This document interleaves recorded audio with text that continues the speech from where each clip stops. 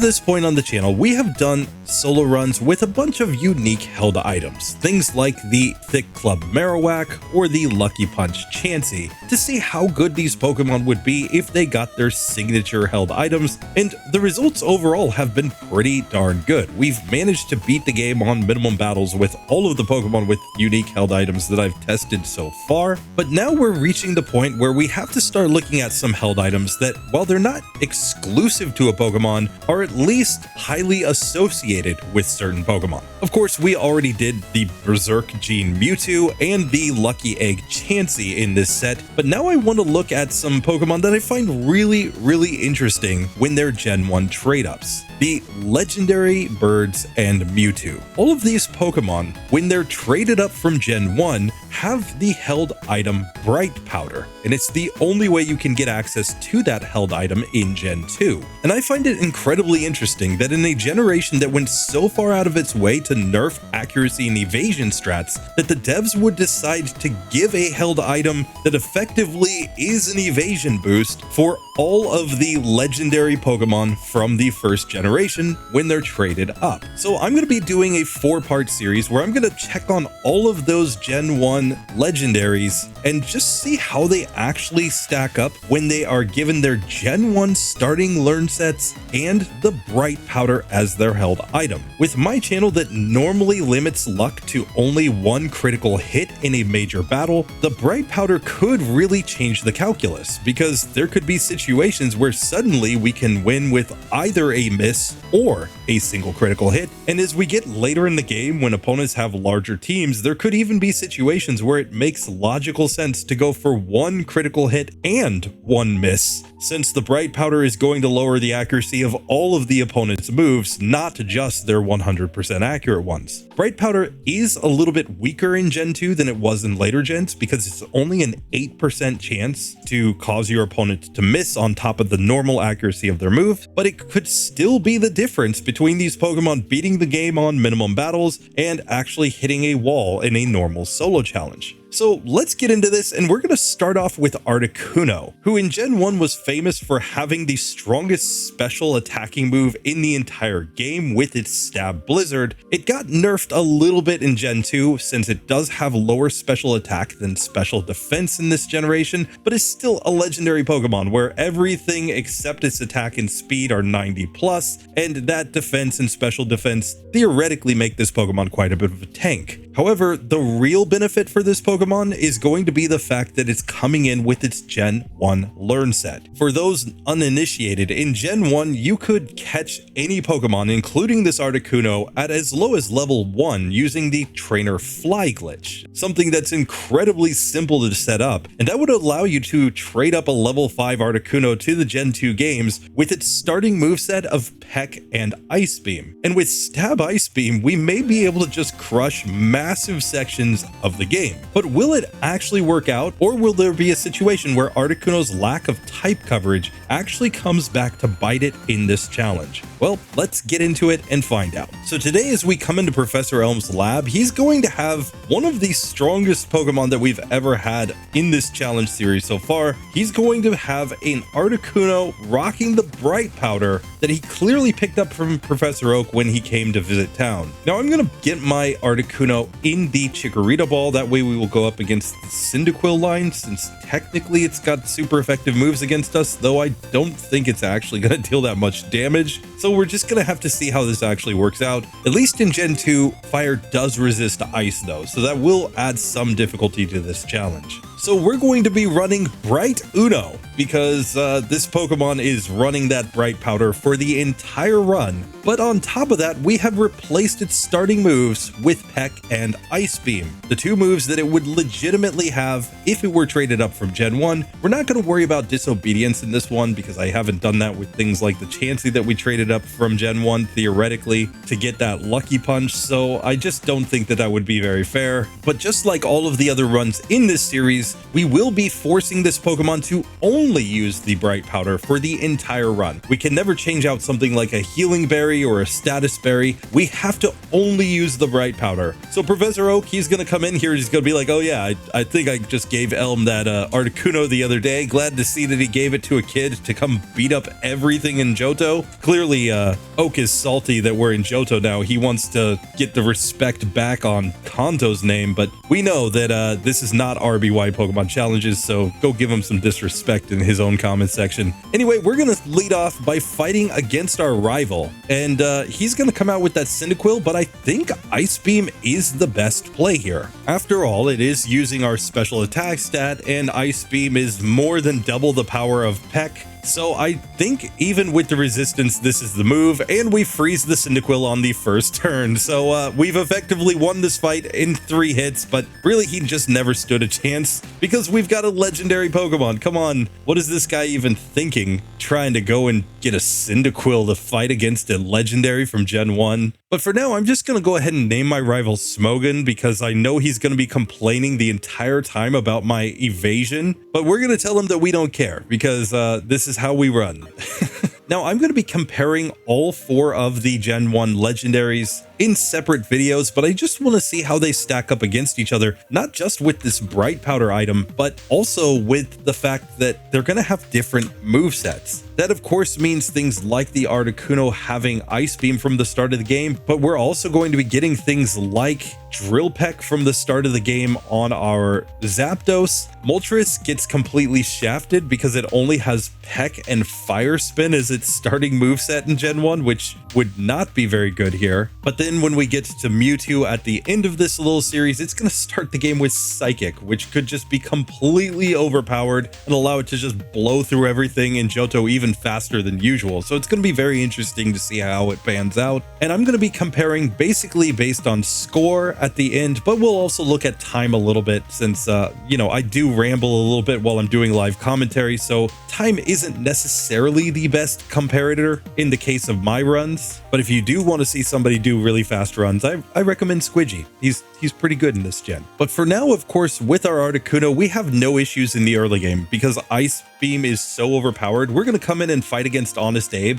but honestly, I don't think he can do much against us. He is faster than us, of course, but we're just going to go for Ice Beam, and that's an easy one-hit KO right there. And since Rod's not going to do anything, let's just get straight to Falkner. And now for Falkner attempt number 1, he's going to lead off with the Pidgey. I'm just going to go Ice Beam and get the easy one-hit KO. We get to level 8 as Pidgeotto comes out, and it also gets completely wrecked. Minimum battles is the way to go here with this Articuno from Gen 1. It's simply far too powerful. But now with that done, we can make our way down south. We're going to go ahead and get to Bugsy, who's another gym leader that we really shouldn't have any issues against with this Pokemon. Ice Beam, I think, is just going to destroy the Scyther. So really, it's going to be about rival number 2. But even there, I don't foresee a huge amount of issues for us. We can, of course, learn Mud Slap and Swift if we want to, but I'm not sure that those moves are even going to be necessary here. Let's find out. But before all that, we're going to come show our Articuno to Kurt, and he's going to run away scared because he knows this Pokemon is far too powerful for Johto. And after he falls into the well, we're going to have to clean up the mess down here with these Rocket members who also want to steal our Pokemon. And with no difficulty whatsoever, we make it to Jamesy Proton at the end with his coughing, where we can just go Ice Beam. It does over half, and then we can knock him out on the next turn, getting to level 11 with no issues whatsoever. Now, it is worth noting this is a max DVs Articuno. That's what I've been doing for all of these special held item Pokemon in this challenge series. We will come back and see how a 0 DVs Articuno does after the main minimum battle series finishes. So just, you know, stick around and subscribe if you want to see that eventually when we get there. But now I think the best strategy to progress in the game is to go straight to Bugsy. Since we're going to have a type advantage against his ace, this should be incredibly easy, but let's see how this fight actually goes. Of course, Bugsy leads off with the Metapod. I'm going for Ice Beam here, and it's not quite a one-hitter as he goes for a String Shot. I'll just peck him down the next turn. Kakuna comes out next. We use the Ice Beam and one-shot there. We get to level 13 and learn Mist. I don't think that's really going to help us that much, but hey, it's nice. We can now go Ice Beam on Scyther after it quick attacks, and this is going to be a 2-hit KO, and he misses the second quick attack. We already see the bright powder doing its job, allowing us to get an insanely easy victory against the second gym. Now, the one thing that I like about the bright powder is that in situations like that, where the opponent's using a 100% accurate move, we're actually going to be able to see directly the impact of the bright powder. It's something that I didn't like about the held items like the stick and the lucky punch, is that while yes, they are giving you more critical hits, you never know if the crit that you're getting is a crit that you would usually get with the Pokemon, or if it was from the extra crit chance of the held item. Here, however, bright powder will allow us to see some of those situations where 100% accurate moves miss 8% of the time, and we're gonna know, hey, bright powder activated right there. But now with Bugsy done, it's time to get into the Rival 2 fight. Let's see how this one goes. Obviously against the Ghastly, I'm just gonna go for Ice Beam. We get the 1-hit KO on that Pokemon. Quilava comes out next, and technically Ice Beam is still our stronger move here, being nearly 3 times as strong as Stab Peck. So the difference in our attack and special attack, I don't think makes up for the difference in power. He is in a speed tie and he wins the flip turn 1 going for Leer, but now we can start using our Ice Beams. He's even going for the smoke screen because he knows we're doing massive damage here, and we just 4-hit KO that Pokemon. Out comes the Zubat. We miss our first Ice Beam due to the smoke screen, but we hit the second, and that was an easy victory as we get to level 15. So clearly the Rival understands that he needs to match our cheese of lowering the opponent's accuracy with the held item by lowering our accuracy with the smoke screen, but it just didn't work out. He's going to have to try that again in the Rival 3 fight, I think, but by then we may be quite a bit stronger. However, we do have a kind of big issue in front of us right now. We have to go take on Whitney, who is using Rollout, and Rollout is 4 times super effective against this Articuno. So this could be the first real test of how Articuno does with this bright powder, because it will give us an additional chance to get misses from that Miltank, and that could be the difference between us getting through and not getting through. Though at the same time, we're using stronger moves than we were using in the normal minimum battles series, and if we just freeze with an Ice Beam, I think we get the win. But let's see how this actually works out in practice. Now, I am generally following the same routing that I use in the minimum battles series, so I'm going to get access to the coin case so that I can get an Abra and a Machop here. Though we're not getting Machop here for the Gold Berry, it's specifically just so that we have another HM Pokemon. And we're not going to have enough friendship yet to get return, though we could go return strats in the late game, of course. So for now, I'm just going to go into Whitney's gym with my current moveset, and let's just see if this actually works out, or do we need a cheese by going for Mudslap strats? I believe that's what we did in the normal minimum battles series, but it might not be required here. Let's just go ahead and test Whitney out. We're coming in at level 16 here with our Articuno. She leads off with the level 18 Clefairy, but we go Ice Beam right here. It does over half. Then she Metronome Spark and paralyzes us. That was insanely lucky for that Metronome. So we're going to Miltank with less than full HP, which is kind of bad. Rollout did a lot of damage there, and we're going to lose the first attempt. But I think that Metronome luck was kind of bad, so we're going to try this again. Back for the second attempt. This time we get Rock Slide from the Metronome, doing over half to us from the Clefairy.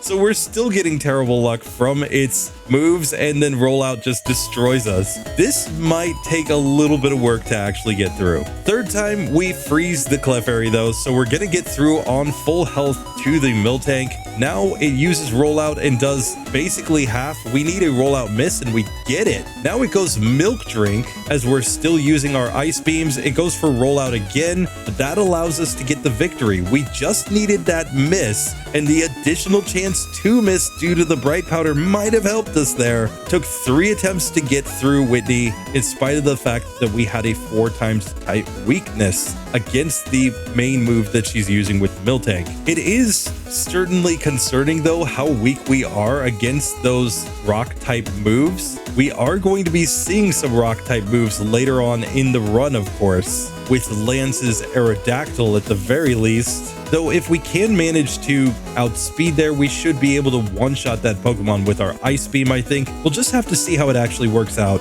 at that point in the game. But now with Whitney done, we are ready to move on to Morty and Rival number 3. Rival 3 is required in this version version of the game, so we're gonna have to see how it actually works out. For now, against Sudowoodo though, we're just going to run away because we don't want any additional experience. We're trying to stay on minimum battles as much as we possibly can, so I'm just gonna take that opportunity to avoid a little extra XP. And for now, let's come up here and beat up on the Kimono girls as a little bit of a warm-up for Rival 3, and if we fail, we might have to go down to the lighthouse. Let's see how this actually goes though. And of course, we get through all of the Kimono girls with no real issue. We even got a miss from Thundershock from the Jolteon to help us get through this section. So once again, Bright Powder is putting in a little bit of work here to make this just ever so slightly easier than it normally would be with an Articuno. But now we've got to come and take on Rival 3, who of course has his Quilava. We're gonna have to see how we do here. He also has that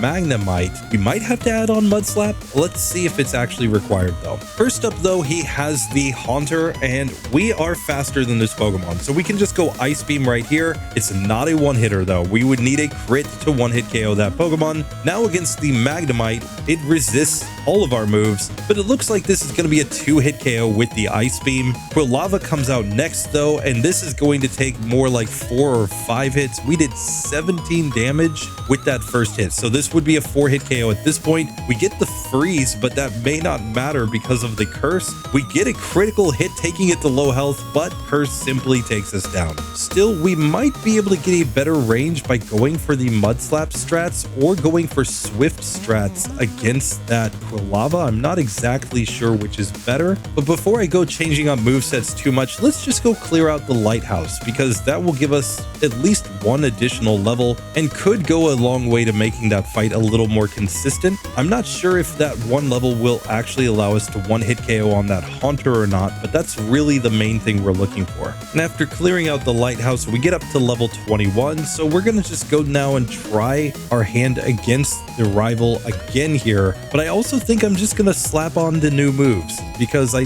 think we need more damage output. So let's just give Mud Slap and give Swift to this Articuno so that we have at least some better moves to use in those neutral situations. So first up against the Haunter, let's see what we do now with the Ice Beam. Still not a one-hit KO. However, with that Pokemon going down, we could now at least test out Mud Slap on the Magnemite. It's going to be a two-hitter, but we do get the accuracy drop at least there. Still, it's not quite enough. I'm going to see what Swift does on Quilava. It looks to be pretty similar to damage to what we're doing with Ice Beam here, so I don't think that that strategy is going to be enough. We're going to have to one-hit KO that Haunter somehow, or get it to not use Curse turn 1. And as far as I can tell, it's not a situation where we can really get a miss from Curse due to the fact that we have the Bright Powder. However, this time Magnemite goes for Supersonic and misses, so we're getting to the Quilava with more HP. We're still going to take massive damage from Ember though, so we're going to need a lot of luck here if we're actually going to get this one to work. And what I think we really need is a critical hit on that first Haunter. A crit would enable us to knock that Pokemon out. Here instead we get the crit on Quilava, but it's still going to be able to knock us out because we would need 2 crits in a row to actually two-shot this Pokemon. So I think we're just resetting for the crit on that first Haunter. We're going to have to take a few resets here in order to get that level of luck. Or we've seen occasionally in the Minimum Battle series that it will go for something like Spite here instead of the Curse. It's not very likely to happen, but it does happen just once in a blue moon. This time instead we get Lick and we get paralyzed, but we are getting through without the Curse on at least. Still, we get now confused and we're paralyzed by the Magnemite, so this is not looking very good either. And sure enough, as we get to Quilava, we're already on low health and Ember simply ends us. This time we get a Lick with no paralysis though, so we get to knock out the Haunter now, and now Magnemite misses its Sonic Boom, so we're getting through with 69 HP to the Quilava and with no Curse on. Let's go for the Ice Beam. We freeze it solid, and that's going to allow us to get the victory as it never thaws out. We get to level 22 as Zubat comes out and then gets one-shot. So that took a ton of attempts against Rival number 2. I don't think it's consistent at this level. You would need to grind more levels, but we're going to stay on minimum battles just to see if we run into any more walls with this Pokemon. Keep in mind, we could have gotten a miss from Ember as well, and we know that the Zubat is going to be a one-hit KO there, so I think it's not great, but it is within like enough reason to reset for it. Done, it's time to make our way over into Morty's gym, and let's see how Articuno does here. We of course beat all the randos inside of the gym with no issues, but now we have to take on Morty himself, and normally I would want to come into this fight with a Mint Berry because we know he's going to go for Hypnosis with Gengar, but that's not an option here, so we're going to have to hope that the extra chance for him to miss Hypnosis is enough to get us through this. Morty leads off with his Ghastly. I'm going Ice Beam. That is a one-hitter. Out next comes the Haunter, which we also managed to one-hit KO, so we're 2 Gengar on full health, and we are 1 point in speed slower than this Pokemon at level 24, so we're going to need a little bit of luck here. I'm actually going to give it a Mud Slap to lower its accuracy even further. Now Hypnosis should have a lot of trouble hitting, and we get the freeze with Ice Beam, so we take Gengar down with no issues as we get to level 25. We could learn Agility here, and I'm just going to go ahead and learn this move over Swift. I don't think Swift's going to be super useful in a lot of spots in this next section. We will get Fly after we beat Chucks. That's basically my logic, and Fly would technically be our strongest move when we get to Pryce, so I'm just going to go ahead and forget Swift for now in order to learn Agility. Now we can take on this final Haunter where we just one-shot it with an Ice Beam, so we get through Morty on the first attempt with really no issues. And with that done, I'm actually going to go down to Chuck first. Yes, he's got neutral damage against us with fighting type moves, but beating him will get us access to that Fly, which I think will be super useful in the next sections, so I just think this is the best way to progress. But up first, we have to take on the Black Belt Bros, of course, so let's see how they actually go with the Articuno here. Starting off here against the Hitmonlee, I'm going to go for Peck because it's super effective and because Hitmonlee has lower defense, and that does well over half. Jump Kick did decent damage, but it's nothing to worry about as we knock him out in 2 hits. Out next comes the Hitmonchan. We'll just stick with the Peck strategy here, and it tries to Ice Punch us. Good strategy, so we just knock it out on the next turn, nice and easy. And after that, I don't think the rest of these trainers will be too bad because they have lower special defense, and we have the super strong Ice Beam, which is more than enough to get through here. But now it is time to take on Chuck himself, and we're gonna have to see how we do against that Poliwrath. Since Peck, yes, is super effective, but it's not going to be that strong there. We're gonna have to see how this actually goes. First up, we have the Primeape though. I'm going to go for Peck here since it has higher special defense. Peck is super effective here. This is a 2-hit KO, and Karate Chop didn't do that much. It did 18 damage. That now brings out the Poliwrath, where I'm going to go for Peck first. Let's see the damage range with that. It did 30 damage, so that would be a 4-hit KO here. It misses Hypnosis, so now I'll go Ice Beam just to see the range, and Ice Beam is clearly significantly weaker, so we're gonna stick with Peck the rest of the way. It does hit Dynamic Punch and confuse us. We hit ourselves once in confusion, but we snap out and knock it out the next turn. So just like that, we beat Chuck on the first attempt with no real issues. And with that done, we can now get access to Fly, which is effectively our best same type move. So we're just gonna learn that immediately over Peck since it effectively doubles our damage output there. And now I'm gonna at least try Jasmine one time just to see. We have the Mud Slap for the Magnemites, and because Steelix does have lower special defense and it is at least neutrally affected by our Ice Beam, I think it's worth at least trying this gym one time. So Jasmine attempt number 1, let's see how this goes. And I came in without healing, so I'm gonna take an immediate reset because I don't think we're gonna win without the heal. You can effectively count a couple resets on this run off, one due to running into that spinner and one due to just not healing here. So we'll keep that in mind when we compare Pokemon at the end. So now the real first attempt at Jasmine. Let's see how we do with the Mud Slap on the Magnemite. It does about half. We get the Thunder Wave Mist that we want to see. And now I'm just gonna Ice Beam here. It's gonna take 2 more hits, but we will take this Pokemon down. Next up on the second Magnemite, we get a critical hit Mud Slap. It does manage to hit the Thunder Wave and then the Thunderbolt after that, which is kind of bad luck, but we do manage to get through to the Steelix, and I just want to see how we would do here. Of course, when it hits Iron Tail, we simply lose, but I really do just want to see how much damage we'll do with the Ice Beam here. A freeze could just allow us to get the victory, so let's try this a couple more times. This time we took a Thunderbolt from the first Magnemite, but we didn't get any paralysis, so we are to the Steelix. Let's see what Ice Beam does. It did pretty decent damage there. About 47 damage with the first hit as it misses the first Iron Tail. However, it hits the second Iron Tail with 7 HP remaining, so we lose that attempt, but clearly a critical hit and an Iron Tail miss would be enough here. Third attempt, we get to Steelix again, but this time with paralysis on. I'm going to try to set up a single agility, which is enough to allow us to again outspeed, and now I'm going to Mud Slap here a couple times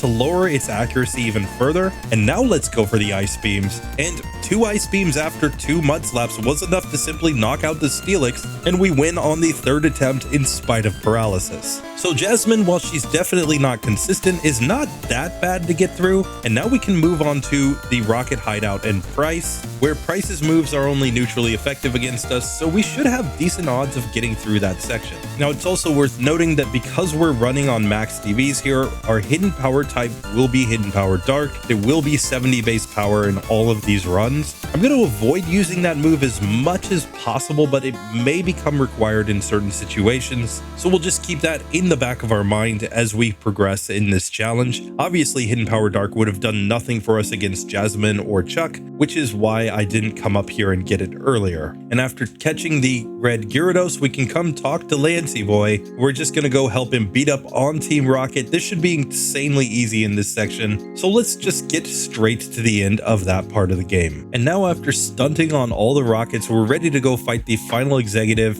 and because we're in the slow level up group, we're only at level 30 here. That's 5 levels lower than we would be if we were in the medium slow level up group. So the biggest issue we have is just not gaining as many levels in this section of the game. Still, I think this final Rocket won't be too bad. We're just going to Ice Beam on the Arbok. It nearly gets the 1-hitter. It's a 2-hitter here, but Mud Slap can just finish it off from there. Murkrow comes out next, and we just Ice Beam to get the 1-hitter on that Pokemon, and the Gloom never stood a chance as we completely destroy it. Now, with that done, I am going to avoid the XP here from the 3 Electrodes, as I always do. Technically, I could catch them, but just for more consistency, not to lose a bunch of time and resets here, I'm going to actually use the Gyarados that I've just caught here to easily knock these Pokemon out, or to tank all of their self-destructs. And technically, I have the Bright Powder locked in here, so self-destruct can also just miss. Bright Powder doing its thing. Yes, even the Gyarados technically has Bright Powder here, so sorry about that, but that's just the way it is in Game Hook, and we're not really going to worry about that too much because we can now just progress in the game. But now against Chuck, of course, he's going to resist our Ice Beam, so we do have to think about using Fly more here, but let's just see how this fight actually goes. First up, he leads off with his Seal. We're just going to go for Fly right here, and Fly is not a 1-hitter, it's going to be a 2-hitter, but I think even Mud Slap can knock it out from there. Sure enough, it does. Dugong comes out next. It's the only Pokemon that 4 times resists Ice Beam, so we absolutely have to use Fly. It does less than half, so we're going to need to use Fly a couple more times here. I'm actually going to try to Ice Beam it down from here, and we do get the KO. As the final Piloswine comes out, we can go Ice Beam here since it's neutrally effective. It does about half. Blizzard is also just neutral, so it didn't do that much due to our high special defense, and we can go for the Ice Beam as he gets into the healing loop. It's just going to take 2 Ice Beams to knock that Piloswine out.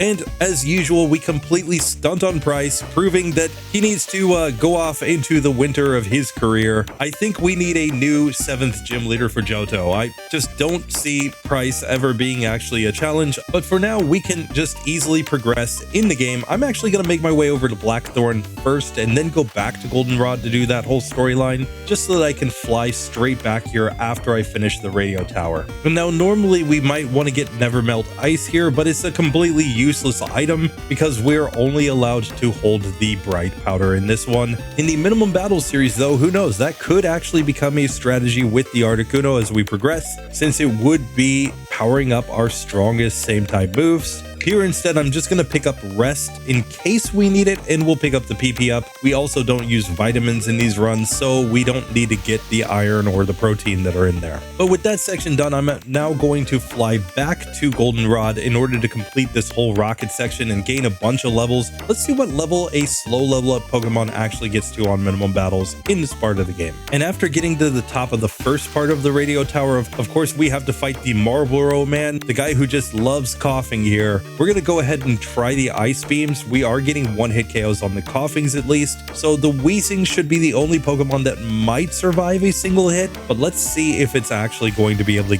survive or not. Sure enough, it does just barely survive, but then we can just use Fly to finish it off, and then it should just be Ice Beams the rest of the way to guarantee the one-hit KO sweep on the other Pokemon. So Marlboro Man was never really an issue here, and now we can make our way to the basement and rival number 4. Now here for rival 4, he's going to have the Sneasel, so he has another Pokemon that's going to resist our ice type moves. We're going to have to see how this goes, but first up, he has the Golbat where we can just go for Ice Beam and get an easy one-hit KO victory. Magnemite comes out next. We'll go for the Mud Slap. He misses the Thunder Wave, so we easily knock him out in 2 turns with no real problems. Now we can technically go for Mud Slap to lower some accuracy on Quilava. It's trying to go for Smokescreen. Clearly it knows that's the correct strategy, but after we Mud Slap 4 times, it just goes down with no damage taken. Now we have Haunter. I'm going to Fly as it goes for Curse. We just wanted to use a physical move since it has lower defense, and Fly does one-hit KO. And now Sneasel, I think we just stick with the Fly here since it has lower defense as well, getting the one-hitter on that Pokemon. So the rival 4 fight was a complete joke, but I mean, we did get really good accuracy luck against that Quilava. And now we should be able to get through the rest of these rockets pretty easily. We'll lose a little bit of time just because I'm trying to conserve PP. So in cases where I think Fly will one-hit KO against an opponent, I'm just going to use that move instead, just to avoid more trips back to the Pokemon Center. This is where I think Zapdos would get a major speed advantage. It can go Drill Peck rather than Fly,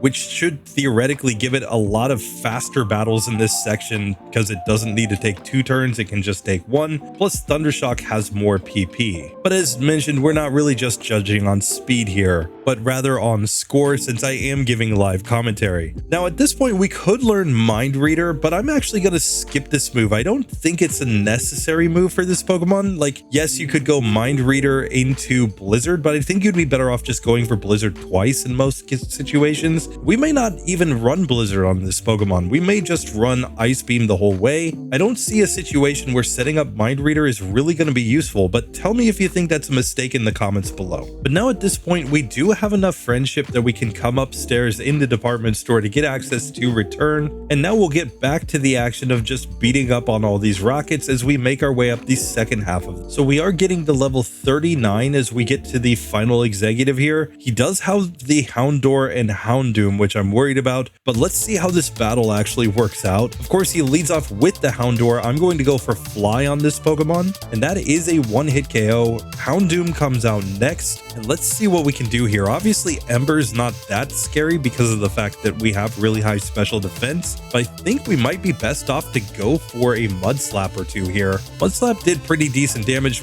and we get burned after that, which is terrible. So now I think Ice Beam is the best play as we get affected by the burn. It is just a 3-hitter to take that Pokemon down, and the coughing gets completely destroyed. So we win on the first attempt, but definitely a little stressful there getting that burn, so we couldn't go for Fly. Still, with this section done, we're ready to progress now in the game, and it's time for Clair's gym, which in theory should be one of the easier gyms, though Kingdra is only neutrally affected by our Ice Beam. Now, we fortunately gained 1 level as we fight against the randos in the gym, but I'm not sure if it's really going to make that much of a difference here. Still, level 40 is a damage rounding threshold, so it could help us a little bit in this fight. Let's see how Clair actually goes. So first off, she leads off with the Dragonair, which we can just Ice Beam and get a guaranteed one-hit KO. We're going to do that for all 3 of these Dragonairs here, so they are non-factors in this one, fortunately, meaning we do get to Kingdra on full health. Now let's see what Ice Beam actually does against this Pokemon,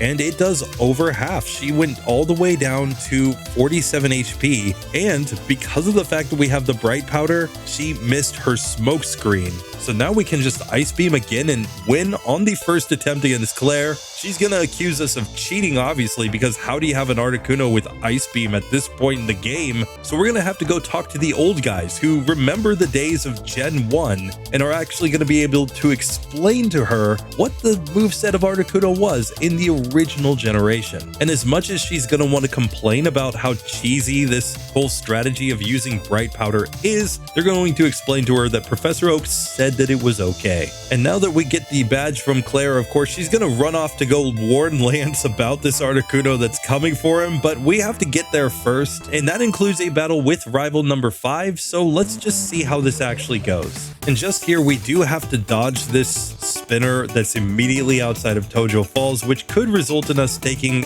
a few extra resets. I even went the wrong way there, rip. So let's try this one again. We managed to get past her the second time, but that's another thing we'll have to keep in mind when comparing these runs at the end, is the situations where we accidentally ran into trainers. I'm going to try to take off the resets for routing when doing my final comparison analysis. But now, before we can enter the league, we have to take on rival number 5. Let's see how this fight goes. He's going to lead off, of course, with the Sneasel, one of the Pokemon that will resist our Ice Beam. So I'm going to go for Fly instead. I think we're already faster than everything, so I'm not going to set up Agility at this point. Let's just see what Fly does. It appears to be a 2-hit KO as he just goes Feint Attack. We knock him out on the next turn. Magneton is out next. We're going for the Mud Slap. This looks like it might be a 3-hitter as we get paralyzed. And sure enough, it's going to take 3 hits to knock this Pokemon out.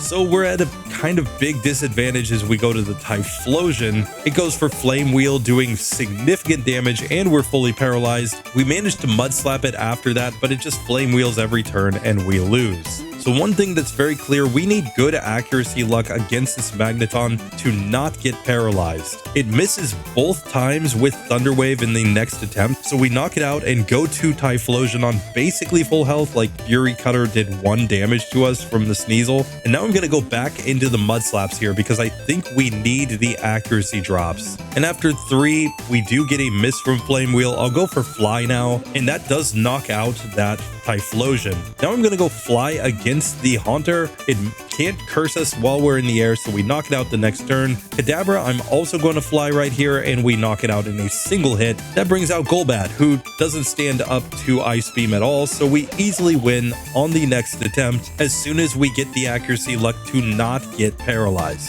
So while not perfectly consistent, I think that's reasonable enough, and now it's time to come in and take on the league. I'm just going to buy a few full restores, and it's time to get into Willy Boy's room. Let's see if we can beat him as we are, or are we going to have to go for something like Return or a Hidden Power Dark? Let's just find out if this is going to be possible or not. First up, Will has Xatu. We're going to go Ice Beam on this Pokemon and get the easy 1-hit KO victory as we get to level 43. Jinx comes out next, and we're already faster than Jinx, so I believe this is the fastest Pokemon on the team. Maybe the last Xatu is a little bit faster, but I don't think it's going to outspeed us, so I don't think Agility is really useful here. Let's just go for Fly. And with Fly, we do in fact get a 1-hit KO on that Pokemon. Slowbro comes out next, and this Pokemon could prove to be a little difficult given that it does know Amnesia and Curse. I'm going to go Ice Beam on this Pokemon to try to get a freeze. Once he goes Amnesia, of course, now I'm going to go for Fly against him. Psychic did decent damage, and we don't quite get a 3-hit KO, but we will knock it out the next turn. So we do get through Slowbro just fine. Exeggutor comes out next. We'll go Ice Beam here, getting the 1-hit KO,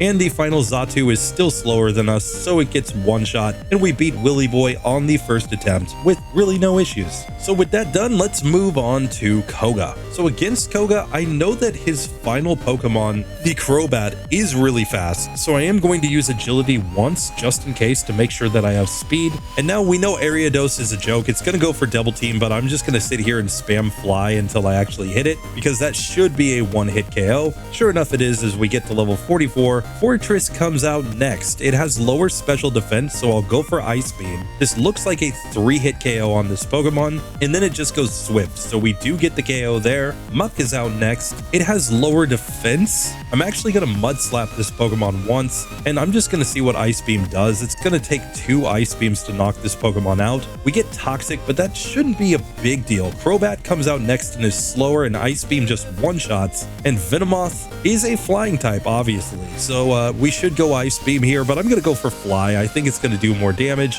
and sure enough, we get the one-hit KO. So even with Toxic, it didn't matter. We beat Koga on the first attempt. And now it's time for Bruno. Theoretically, this should be easy, though we are neutrally affected by fighting type moves, so who knows, maybe it's actually more difficult than any of the other legendary Pokemon when we get here, but let's see if we can manage the first attempt victory. He of course leads off with Hitmontop, and this Pokemon knows Detect, so it's not really a great strategy to go for Fly here. Instead, I'm going to go for Ice Beam. We do over half with the first one and then just knock him out the next turn. Now Hitmonchan, we can go for the Fly as it goes for Fire Punch and it gets destroyed. Now Onix, I'm just gonna go Ice Beam and get the one-hit KO on that Pokemon, no issues. And Machamp surprisingly has lower defense than special defense, so I think Fly is the play here. He goes for Rock Slide and misses of course while we're in the air, but after that he does hit the Rock Slide and we take massive damage, and he max potions. So I made a bit of a mistake. I should have gone for the Ice Beam there and then followed up with the Fly to knock him out. We're gonna take our first reset against the league on Bruno of all people. Let's try this again. So next attempt, we do get back to the Machamp. I'm gonna go for the Ice Beam right here. It does about half on its own,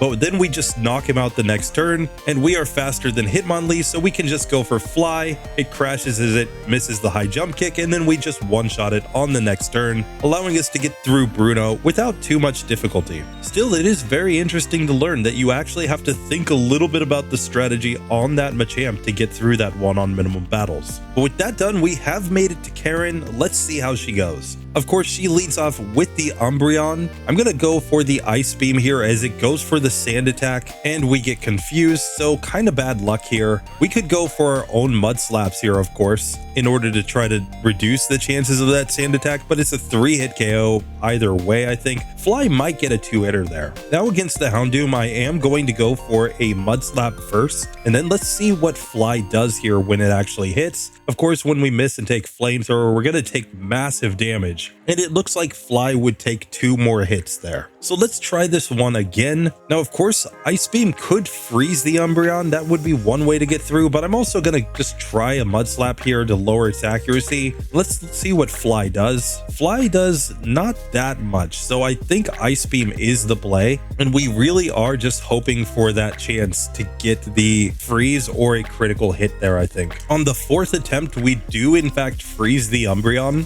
allowing us to get through with no accuracy drops. Now on the Houndoom, I'm still going to use a couple of Mud Slaps here, hoping that it misses some Flamethrowers. There it does miss the Flamethrower. She goes Max Potion on the Houndoom, of course, but it misses again, and we can use 2 Flies to knock that Pokemon out, getting to level 46. That brings out the Gengar, which we will go Fly. It misses the Curse. Then it does hit Curse after we hit Fly because it's not a 1-hit KO. Murkrow's out next, though. We can simply Ice Beam that Pokemon, knocking it out in a single hit, and Vileplume also gets hit by the Ice Beam, so it was a non-factor. So basically, once we get through Houndoom, we're good to go there. Karen took only 4 attempts to get through, and it's all just about getting that freeze on the very first Umbreon. But with that done, we have now made it to Lancey Boy. Theoretically, we've got an advantage against all of his Dragonites, but maybe the Charizard could be an issue for us. And if we're outsped by Aerodactyl, maybe something like Ancient Power does massive damage to us. So it might be worth setting up 1 agility here at some point in the fight, but let's just see how this actually goes. First up, we've got the Gyarados, where I'm going to try Ice Beam just to see how much damage we do. A critical hit, nearly 1-hit KO there, and then we can just Ice Beam it down from there. That brings out the Charizard next. Let's go for the Ice Beam. It does about half. We get hit by Flamethrower, but Flamethrower really didn't do that much damage, so we just get to knock that Pokemon out. Of course, it's because the Rain Dance is up that's actually helped us, so Gyarados and Charizard aren't really synergizing here. Dragonite number 1 comes out. We can go for Ice Beam and just destroy it. That brings out Dragonite number 2, who also gets completely wrecked. Now Aerodactyl. Aerodactyl is faster. It's gonna get a go for Rock Slide or Ancient Power here. It goes for Rock Slide, and we get 1-hit KO'd. So we do have to set up agility to outspeed that Pokemon. Let's try this one again. So next attempt, we once again again get Rain Dance. We can just knock out Gyarados in 2 hits though. So as Charizard comes out, I'm going to set up Agility right here. We actually get burned by the Flamethrower, but that won't affect our Ice Beams fortunately. So we knock it out in 2 hits. Now against the first Dragonite, we can one-shot that Pokemon again. We will once again one-shot the second Dragonite, and this time we are faster than the Aerodactyl because of the agility, so we can just go Ice Beam, getting the one-hitter on that Pokemon as well, getting the level 48. As the final Dragonite comes out, we go Ice Beam, and we beat Lance easily on the second attempt. Once we know that we need that agility, you could set it up, I think, on Gyarados or on Charizard. I was going for Charizard since I knew Rain Dance would be up at that point, and even with the burn, it was just a non-factor after that. We completely crushed the rest of the team, and that's why Articuno might be the single best of the legendary birds from Gen 1, at least when it comes to the Elite Four. It seems to match up really well against a lot of their Pokemon, and Lance at the end especially is really a non-factor. Moltres, on the other hand, when it gets here, is going to be in a tough situation. I think we'll have to go return strats or something like that to try to get through, and I'm not sure if it's even gonna work. But for now, Articuno is the first of these legendaries that we're doing, gets through all of Johto on minimum battles. So now we have to find out if we can manage to get through Red. Now this is definitely slower than what I probably could have done. I've been hacking away over here. I'm still kind of on the mend from being sick. So I'm sure that any decent runner could get this Johto section in way less than an hour 27 minutes with this Articuno. I, on the other hand, have had to stop talking at certain points just to take a throat lozenge to keep myself going through this section. So yet again, we're not really comparing these Pokemon on speed at the end, because in a couple weeks when I'm feeling much better and doing that Moltres, it might turn out that Moltres gets through faster, even though it ends up taking optional battles or using a bunch of rare candies to actually get through Lance. But now I think it's time to just make our way over to Kanto, and we theoretically should match up pretty well against a lot of the gyms, though of course we have to be a little bit worried about Blaine, and there are some Pokemon that are going to be coming up that are pretty strong against us. We'll just have to see. But before I go there, I am going to run around and pick up things like rare candies. I'm going to use Gyarados to knock out everything in the Sprout Tower so that I can get access to Flash, just to help me navigate through some of the dark sections, because I have not yet memorized all of the routes. But now with all the rare candies in the bag, we are ready to make our way to the SS Aqua, and I think we're going to try our hand at the Trash Man as soon as we get over to Kanto, just to see how he actually goes, because even though we're weak against electric type moves, it might not actually be that difficult to get through him with this Articuno. So it's time for Surgy Boy attempt number 1. Let's see how he goes. He of course leads off with his Raichu. I'm going to go for Ice Beam on this Pokemon. It doesn't quite get the one-hit KO, funny enough. So we take a Thunder and take massive damage, and we lose the first attempt. We're going to need to go Mud Slap into the Ice Beam if we're going to get through this one. This time we get a Thunder Miss, and then we can just knock out the Raichu from there. Magneton comes out next. Obviously we're sticking with Mud Slap here. It's going to be a 2-hit KOs that just goes lock on, so we easily knock that one out. Next we get the Electabuzz. It has lower defense, so I'm just going to go with the Mud Slap first, and it even goes Light Screen, so clearly we have to go for the Mud Slaps here. He Hyper Potions on his Pokemon, but he is trying to use Thunder. It's less accurate, but unfortunately we still get knocked out, so maybe the Trash Man isn't the way to go in this one. Let's go beat up on Erica instead. And normally this is where I would pick up Leftovers, but of course they are not allowed in this challenge, so instead I'm just going to come over here and take on Erica's gym, and let's see how the Pokemon here stand up to our Ice Beams. Of course, in the original Kanto games, you would be able to get access to Ice Beam just before you take on Erica, making her a general non-factor to any Pokemon that gets that move and has decent special attack. Still, here she's also going to be at a massively low level compared to us, giving us a further advantage. So let's just see how she goes here as she leads off with her Tangela. That is at a higher level than it was in Gen 1 at least, but we go Ice Beam right here, getting the one-hit KO. Victory Bell comes out next. We'll just stick with the same, once again, one-hit KOing that Pokemon. Blossom comes out and has really high special defense. Maybe Fly is the best play here. She goes Sunny Day and I miss Fly, so we're gonna have to go for it again. And that just barely misses the range to get a one-hitter, so I'm just gonna try to knock knock her out from there. Let's see what Ice Beam does instead when she gets to full health, and it does just one hit KO that Pokemon. And then Jump Bluff is 4 times weak to ice, so it's an easy victory to get through that. Erica never stood a chance. And now before I leave town, I am going to get access to Curse just in case. It's going to be a last-ditch effort move if I'm running into some sort of wall somewhere, since technically we could use this together with Agility to, still outspeed things, but be able to get a better damage range on certain opponents with something like our Stab Fly, or Return even, but we'll just see if that's actually necessary or not.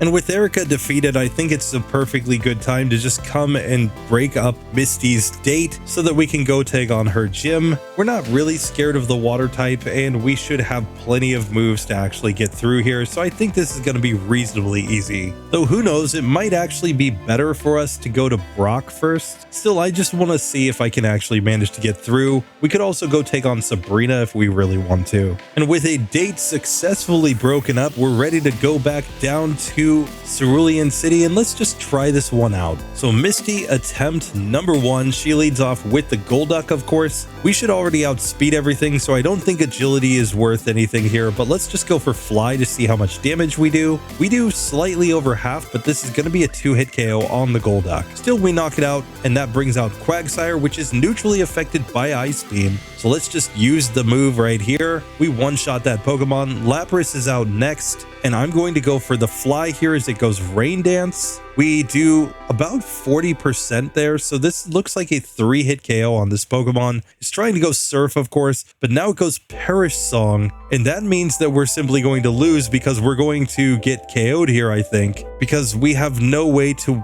knock out Starmie before the Perish Song finishes, so we lose that attempt. Let's try this one again. On the next attempt, of course, we get back to Lapras with no issues, but now the question is just, can Perish Song ever miss here? I'm going to go for some Mud Slaps just to lower accuracy a little bit, and now I'm going to start using Fly just to see how much damage I do. Once again, it goes Perish Song there, and there's nothing I can do to stop that. That means that when Starmie comes out, we're just going to go down the next turn and lose. So either we need a stronger move there in order to hit the Starmie, something like Return, or we just need to route differently because we're just not going to last enough turns there to actually knock that one out. That's kind of ridiculous. Perish Song is kind of OP there on Misty's team. Usually you get there with a Pokemon that already has a move that can pretty efficiently knock out that Lapras, but not in this one. So instead, I'm going to come try my hand at Sabrina. Let's just see how this goes. She, of course, leads off with the Espeon. I think the best play is to go Fly right here.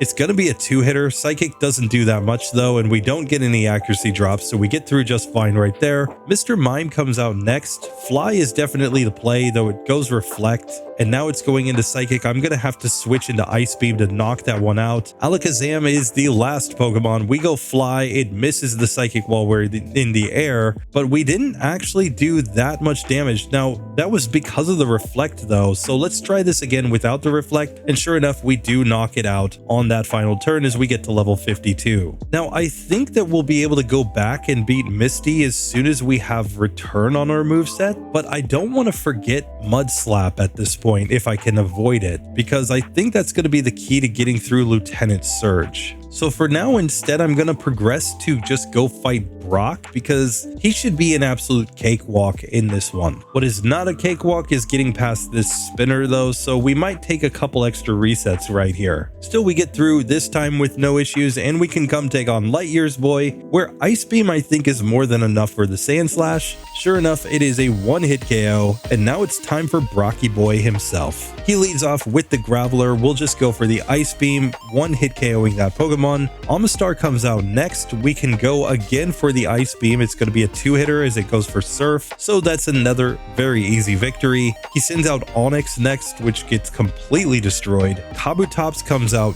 number 4. Yet again, it's going to be a 2-hit KO, but Surf won't do enough damage. He's probably better off going Slash, but hey, we'll take it. And finally, Rhyhorn, we just go for the Ice Beam and 1-hit KO that Pokemon, getting the very easy victory against Brock. So now we can go on run down south. Let's just get Blue back to his gym, and we can also technically go get a really easy fight against Janine before we have to take on either Surge or Blaine, and I'm just not sure how those two are actually going to go. So this time as we talk to Blue, we're actually talking to him because we might want to go fight him before we go back to take on Blaine or Lieutenant Surge. But in the meantime, let's at least just go beat up on Janine since we know she's going to be super easy, but Blaine is on the way, so I'm going to give him one decent try as well. So Blaney Boy attempt number 1, he leads off with the Mag Cargo. We go for the Ice Beam and freeze the Mag Cargo, so it's just a 2-hit KO. We get to level 53 as Magmar comes out. It has lower defense, so I'll go for Fly right here as it goes for Sunny Day, and we just one-shot that Pokemon. Rapidash is the last out, but we're already faster than this Pokemon. It also has lower defense, so I'm going to go for the Fly as it misses Fire Blast. We missed the Fly after that though, and it goes for Fury Attack against us. Still, this is going to take a couple hits, and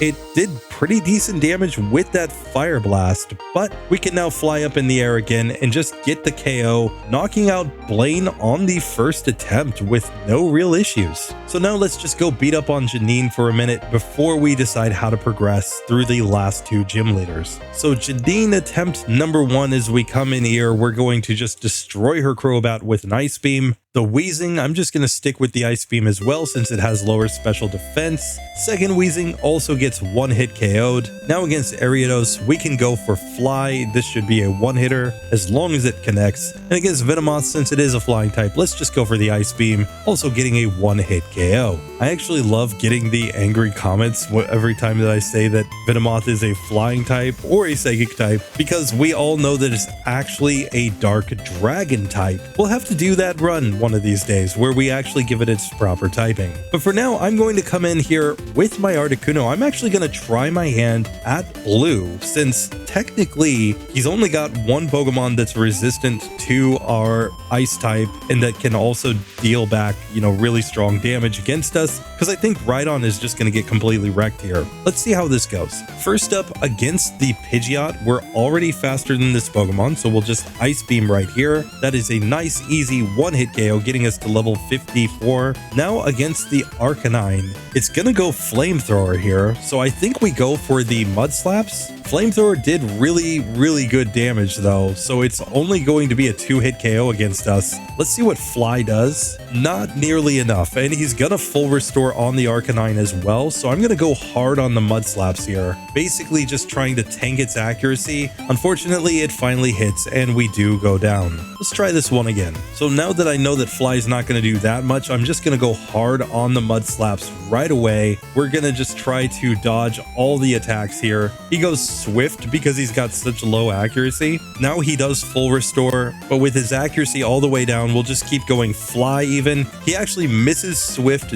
due to the Bright Powder, I believe. And now he tries to go Flamethrower. He finally hits there to knock us out when he was all the way down to 8 HP. So this is clearly winnable. It's just a matter of ranges here. This is a situation where we'd definitely be more consistent if we had something like leftovers, because of the sheer number of misses that we can get from that Arcanine when we use the Mud Slap strats here. So this is just really more of an issue of not having a great strategy against that Pokemon. We could go for a freeze here though, even since fire type Pokemon can be frozen. Sure enough, we get it frozen on this attempt. He full restores though, I have to keep that in mind. So we are going to get hit after that with the Flamethrower and we're going to lose this attempt. It's not that the freeze is a guaranteed win on that one. So here, in spite of a lot of attempts, we don't seem to be getting through there, so I'm going to go back and try my hand at Lieutenant Surge, since he's the only other trainer available on minimum battles. So back to Surgy Boy, let's see what Ice Beam does against Raichu now. Here we do in fact get a 1-hit KO on that Pokemon. Magneton comes out next. We're obviously going to need some luck here, but we get a critical hit Mud Slap. That brings out Electabuzz, which I'll just go Ice Beam on, and we do 1-hit KO that Pokemon. Now on the Electrode, we just just one shot with Ice Beam and another Ice Beam on the second electrode. So at this point, Lieutenant Surge is a joke. We completely destroy him. We might have been able to get through more efficiently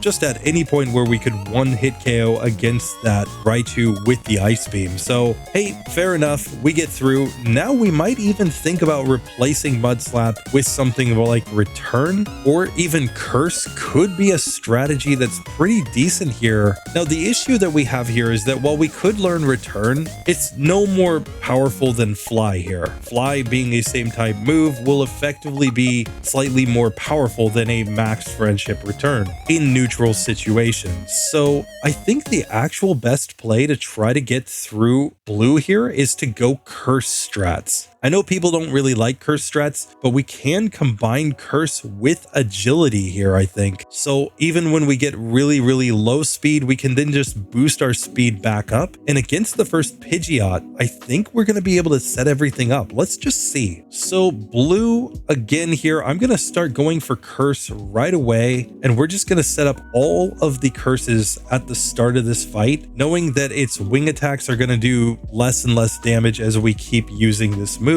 And once we have all the curses set up, now I'm going to go into Agility to recover my speed. And once we get to +2 speed, I think we're just fine for the rest of the fight. We should outspeed everything. Pidgeot will still get one hit KO'd by the Ice Beam there. Now against the Arcanine though, we're faster. We can go for Fly, and at +6 attack, we one hit KO that Pokemon. Alakazam, we can go for Fly again. It goes for Reflect, but that shouldn't matter because of our setup as we get to level 55 here. Right on, we can go for the Ice Beam, completely destroying that Pokemon. Gyarados, I'm going back for the Fly strat because it has lower defense and we've boosted up our attack stat to obscenely high levels. Here, Fly doesn't get the one-hit KO, and Hydro Pump did a lot of damage, but that was with a Reflect Up. I'm going to go for Ice Beam though, just to knock that Pokemon out. And now against Exeggutor, Fly is technically the strongest move, and we can just hit the Fly and one-hit KO there. The Curse setup is all that you actually need to get through blue. Very, very interesting to see. But now it's time to go and take on red. And this is the spot where the move deleter might be the key. We might be best off to go for Return on the first Pikachu, but I don't know, maybe, just maybe Ice Beam gets the one hit KO there too. But then we're probably going to have to go back to setting up Curse and Agility in order to get through this one. I'm honestly not sure. We're just going to have to see if it can actually work out. We may need a freeze to allow us to then get a bunch of setup on a particular Pokemon. And here I just realized that I still haven't beaten Misty, so we're going to have to go back and fight her before all that. So let's just see how this actually goes. Now, of course, Curse is a solution to Misty as well, because we should just be able to set up a bunch of curses, then some agilities, and then just one shot against that Lapras. Let's see how this goes now. So against the Golduck, I'm not going to waste any time. We're just going to start cursing at it like crazy. It can go for the Surf. We don't really care. It's even going to go Psych Up to copy our stat changes. But now we can start going Agility a bunch of times in order to make sure we outspeed everything. And now we can just fly, and it's still going to take a couple hits to knock this Pokemon out since it's on +4 defense as well, but we knock it out after that. Now on Quagsire, Ice Beam should get the job done. We get to level 56 as Lapras comes out. We go for Fly. It tries to hit Blizzard and then just gets one hit KO'd. And finally Starmie, Fly, it misses Surf, and we get the one hit KO victory. And with that, we can now actually talk to Professor Oak and make our way over to Red. And now as a slow level up Pokemon with 10 rare candies in the bag, we're going to be able to get to level 66 here, but that's as high as we can get. So we're going to be out leveled by a lot of Red's team. I think Agility is going to be super important here in order to allow ourselves to guarantee that we outspeed things like Charizard, which is fairly fast, and Curse is probably going to be required here to get through things like Blastoise. I think the Snorlax could be tough. We might be able to one-hit KO the Pikachu with the Ice Beam at level 66. I'm honestly not sure. Let's see how this actually works out. And I had an accidental reset apparently on my way to Red that caused me to have to go back and refight Misty. So we lost a little bit of time there, but we'll just take that reset off since we easily beat her on that next attempt with the exact same strategy as before. It's also worth noting that while the overlay shows a bunch of optional battles. We have not actually taken any optional battles here, and it shows a bunch of TMs, but we've only used 3 TMs in this. Technically, we used Fly, we learned Mud Slap, and now we have learned Curse, but that is it. The resets at 42, like I said, we can easily knock out 4 or 5 of those due to routing, so really it's not that bad at this point in the game. We should definitely have a much higher score than what's showing here. That's an issue with the overlay that I haven't managed to get fixed yet, but trust me, it is on my to-do list. But with that mistake corrected, we have now made it to red. I'm going to save the game right here. Let's just see how this actually goes against him, but I think we need all the rare candies here with these slow level up Pokemon, so I'm not going to waste any time. I'm just going to start using them right away. And of course, via level up, we could learn the move Reflect. I'm going to skip that move here, though. I don't think it's useful with our strategy. I think we're just going to want to go with the moveset that we currently have, or we might even want to forget Fly through the move deleter and put on Return in its place, since they're effectively the same power in neutral situations, and the only Pokemon that's weak against Fly is going to be the Venusaur, which we could just go Ice Beam instead anyway, so I'm just not sure if that's actually going to be useful or not. Anyway, let's get into this and just see how it goes. Now, the first major factor is that we're actually faster than the Pikachu already, so we can just go Ice Beam turn 1 and get the 1-hit KO on that Pokemon. That brings out Charizard second, which is 2 points in speed faster than us though, so it's going to land the flamethrower and do massive damage, and if we don't freeze, we're simply going to lose. Let's try this one again. So in this case, I'm going to start off by using Agility once. Yes, we can get hit by Thunder, but Thunder has a decent chance to miss. Plus, we have the Bright Powder, so I think it's worthwhile to go for that strategy. That will at least guarantee that we're faster than the Charizard. So we may be resetting for a run where we get a Thunder miss, and then we get to set up our Agility for free. This time, Pikachu goes for Charm instead though, which is perfectly fine by me. I'm just going to knock it out after my Agility. Now on Charizard, I'm really hoping for a Freeze. We don't get it this time, and it does massive damage against us and burns us, so we're simply going to lose unless we get a critical hit there, which we do not. Next attempt, we once again get Charm though, and then we freeze the Pikachu, so I'm gonna just use a Curse here. We've already gone Agility once, so now maybe Fly will deal enough damage that we can 2-hit KO against the Charizard. Let's just see. We fly up, and no, Fly didn't do nearly enough damage. So we're going to have to go for the Ice Beam here, and it would be a 3-hit KO either way from the looks of things. This time we crit the Charizard though, so we're going to knock it out on the next turn. That now brings out the Espeon, where we are faster, but we also don't have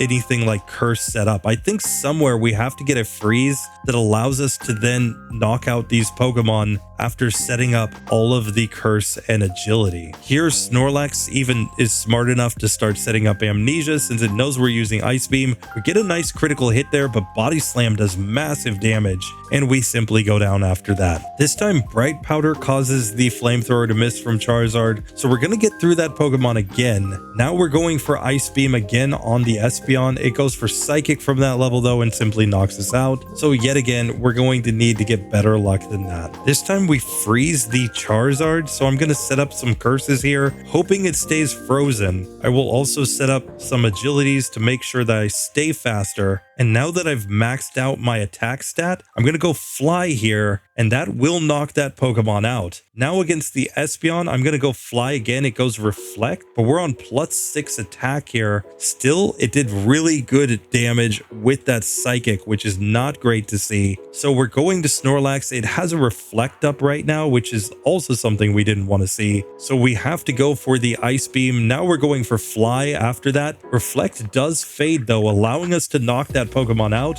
Venusaur comes out. Technically, it has better special defense, and we've got really high attack right now at +6. So I'm going to use Fly to 1-hit KO that Pokemon. And now on the Blastoise, we go for Fly. It goes for Rain Dance. We hit the Fly. It's going to be a 2-hitter. See if Ice Beam will finish it. It does not. And we still survive against the Surf. So we just get to knock it out the next turn. And just like that, we level up to level 67 as we defeat Red. But it is not not pretty to get that to go. It took 2 hours, 18 minutes to complete this run, and it took several resets on that final battle due to the fact that the only way we're getting through, the absolute only way that we're getting through that one is if we can manage to freeze a Pokemon and keep it frozen enough turns that we can just basically set everything up from there. And even then, we're still dealing with Reflect from Espeon, which then affects our ranges against the Snorlax. Once you get to Venusaur, I feel pretty confident there. A couple of flies would have just knocked out the Blastoise anyway there at the end, but still, that is not super pretty by any means. We're going to be in much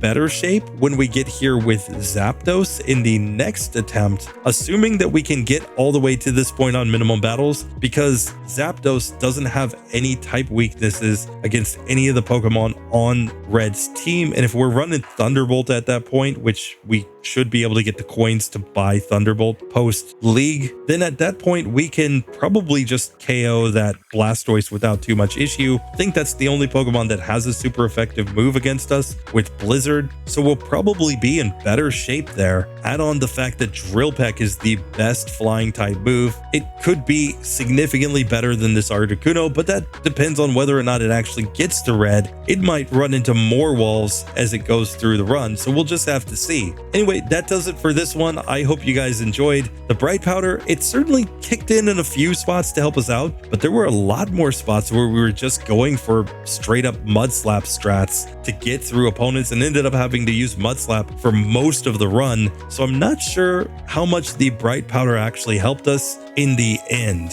Still, Articuno did beat the game on minimum battles with these settings, but it makes me very nervous for a normal Articuno as it goes through its challenge. That slow level up group kind of kills the great stats. So it might turn out that Articuno gets eliminated somewhere, at least in the Kanto section, when we get here legitimately in the minimum battle series. Just a little food for thought. Anyway, that does it for this one. I want to say a massive thank you to the channel members for supporting, and of course everybody who watches videos all the way to the end. You guys are amazing. Thank you for supporting me in my goal to become a full-time PokeTuber. I will see you in the next one. Later.